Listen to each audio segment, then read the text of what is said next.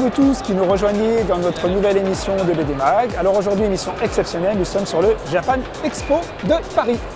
Alors il faut savoir que ce salon regroupe des dessinateurs, des fanzines, des éditeurs venus du monde entier et tout ça pour une durée de 4 jours. Je pourrais vous en parler comme ça pendant des heures et des heures, c'est pas le plus important. Le plus important, c'est découvrir ce salon ensemble. On y va!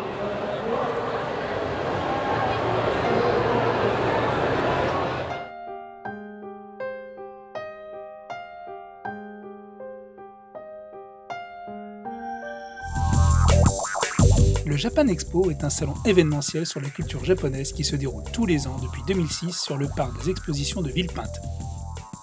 Il avait lieu auparavant au CNIT La Défense, et vu l'augmentation constante du nombre de visiteurs, il s'est installé à Villepinte. En effet, ce salon attirait à ses débuts 3000 visiteurs, et pour cette année, nouveau record, 192 000 visiteurs. Villepinte est un lieu de rencontre inouï. On peut y croiser des auteurs japonais, mais aussi des auteurs français, des passionnés, des cosplays ou encore de simples visiteurs amateurs de la culture japonaise.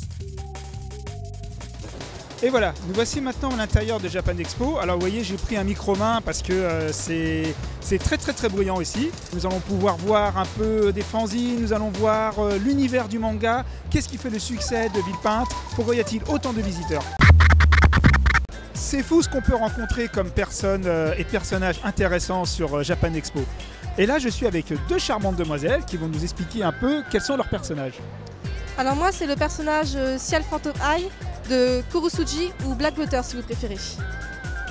Je suis Elizabeth Middleford, le personnage de Blackwater, la fiancée de Ciel Phantom Eye. Et en fait, pourquoi je suis venue à la Japan Expo? C'est la première fois que j'y viens.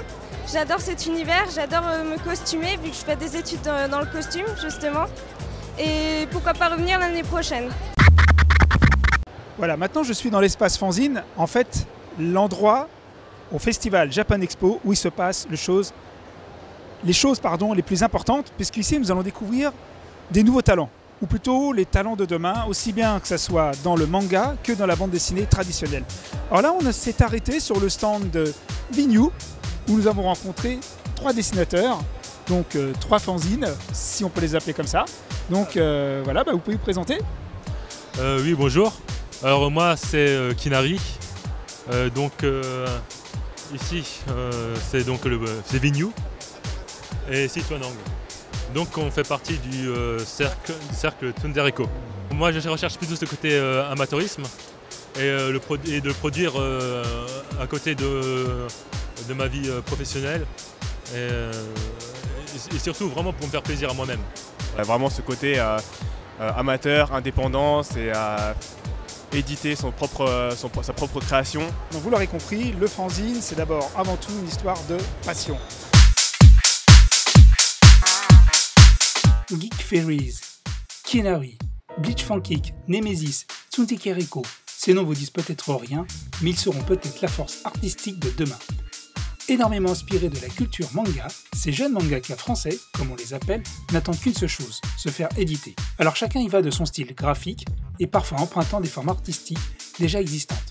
Alors ne vous y trompez pas, le manga existe peut-être depuis plus de 200 ans au Japon, mais il débarque en France avec un seul objectif, détrôner la bande dessinée traditionnelle européenne.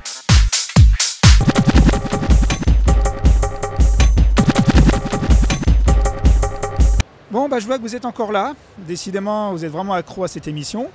Moi, je suis confortablement installé dans un fauteuil. Vous voyez, comme vous pouvez voir, en velours noir. C'est très sympa. Enfin, tout ça, c'est pas très intéressant. Donc, on perd pas de temps. On découvre ensemble les sorties d'albums de cette semaine.